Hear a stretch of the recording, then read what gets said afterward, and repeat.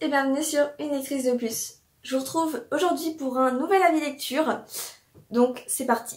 J'ai donc lu Alana et l'enfant vampire de Cordelia, publié chez Scrinéo.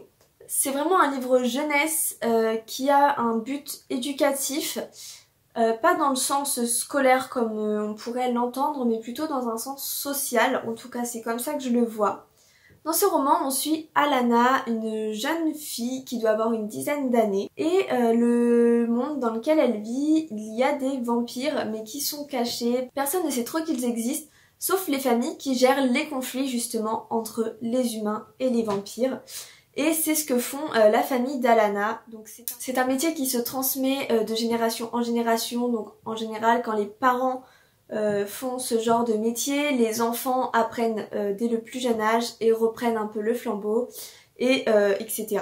Et donc c'est le cas d'Alana, dont les parents gèrent les conflits, dont la grande sœur accompagne de plus en plus ses parents pour passer un petit peu les tests d'aptitude, on va dire. Et donc Alana vit très mal cette différence qu'il se fait entre sa sœur et elle. Donc sa sœur est un peu représentée comme la fille parfaite pour le métier, on va dire, très sportive, très dans le relationnel, qui fait toujours bien les choses, et Alana c'est un peu la maladroite, qui sait pas courir, qui a mal tout le temps partout. Donc c'est vraiment deux opposés et Alana le vit très mal. Et à un moment, ses parents et sa sœur vont partir en voyage d'affaires, on va dire, et donc vont laisser Alana seule avec sa grand-mère. Et Alana et sa meilleure amie Holly vont se poser des questions sur un nouvel élève dans leur classe. Ils se demandent si celui-ci n'est pas un vampire. Donc Alana va enquêter auprès de sa grand-mère pour savoir si c'est possible et surtout comment savoir si c'est vrai. Sachant que la meilleure amie d'Alana ne connaît pas l'histoire de la famille et ses liens avec les vampires puisque c'est top secret.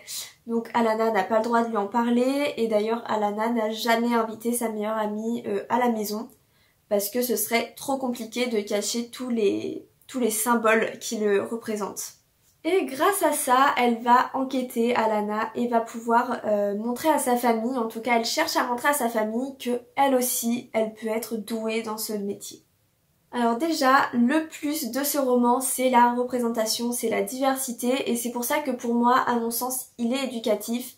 On a autant des jeunes que des personnes âgées, que des hétérosexuels, que des homosexuels, que des personnes qui se cherchent, des personnes blanches, des personnes colorées. C'est vraiment une mixité parfaite. Donc déjà, c'est très intéressant. Ça permet donc aux plus jeunes de mieux comprendre et de ne pas faire de différence. Ça apprend vraiment l'ouverture d'esprit et j'ai trouvé ça très cool. J'ai beau lire beaucoup de livres sur la thématique des vampires, j'apprécie toujours autant en découvrir de nouveaux parce que à chaque roman, son univers, ses origines. Et donc, encore une fois, j'ai apprécié découvrir les origines des vampires et leurs lois surtout. En tout cas, ce que Cordelia imagine, et ça j'ai trouvé vraiment génial.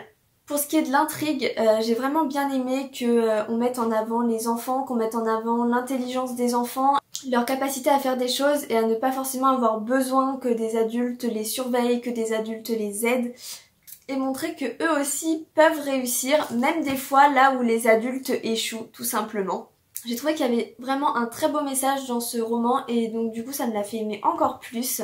Pour ce qui est des personnages, j'ai vraiment aimé le personnage d'Alana, même si j'ai trouvé qu'à certains moments, elle se plaignait quand même beaucoup. J'ai trouvé que bon, c'était peut-être un peu exagéré, mais j'ai quand même apprécié sa détermination et le fait qu'elle n'abandonne pas malgré que tout le monde lui dise que elle n'a rien à faire ici en fait, tout simplement. J'ai bien aimé le personnage de Holly qui nous montre une personne vraiment très forte, que ce soit physiquement ou même mentalement et psychologiquement. J'ai aimé sa personnalité et le fait qu'elle ne se laisse pas faire par les autres et qu'elle vive sa vie comme elle l'entend et qu'elle fasse ses propres choix, pas en fonction des autres mais en fonction d'elle-même. Gros big up à la mamie d'Alana que j'ai trouvé trop mignonne. Elle essaye vraiment d'aider sa petite fille, de lui montrer qu'elle n'a pas à désespérer, que c'est pas parce qu'elle est pas sportive et qu'elle sait pas courir qu'elle ne peut pas réussir, et qui va vraiment l'aider et essayer de lui montrer que y a pas que le physique justement, mais que si on a une tête, ça peut suffire. Et je l'ai trouvée vraiment trop mignonne. Grâce à cette mamie, Cordelia aborde aussi le sujet du handicap, donc pour être encore plus dans la diversité, Et j'ai trouvé ça très intéressant de mettre en avant justement ce côté grand-mère petite fille du coup.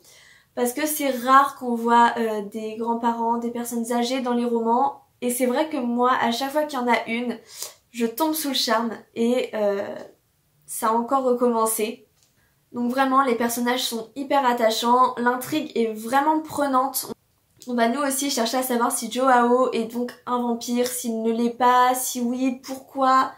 Enfin, vraiment, on rentre à fond dans l'enquête et donc j'ai adoré. Pour moi, c'est un livre à mettre entre toutes les mains, surtout pour les plus jeunes, parce que ça montre vraiment la diversité et il y a vraiment des valeurs qui sont hyper importantes dans ce roman et qu'on ne voit pas assez justement dans nos lectures. Donc vraiment, foncez. Étant donné que le livre est destiné aux plus jeunes, la plume est super fluide. Pour la présentation, c'est très aéré, il y a des très grosses interlignes, la police est vraiment adaptée. Donc ça se lit tout seul, en plus de sa taille, parce que bon, c'est quand même un petit livre. Donc vraiment, c'est accessible dès 10-12 ans pour moi. Et voilà, c'est tout pour mon avis sur Alana et l'enfant vampire. Dites-moi si vous connaissiez ce roman, si vous l'aviez déjà lu, ce que vous en avez pensé tout simplement, ou si il vous fait envie. Je vous invite à vous abonner si ce n'est pas encore fait parce que vous êtes nombreux à regarder sans vous abonner. N'hésitez pas à liker cette vidéo et à la partager. Et moi je vous dis à bientôt dans une nouvelle vidéo.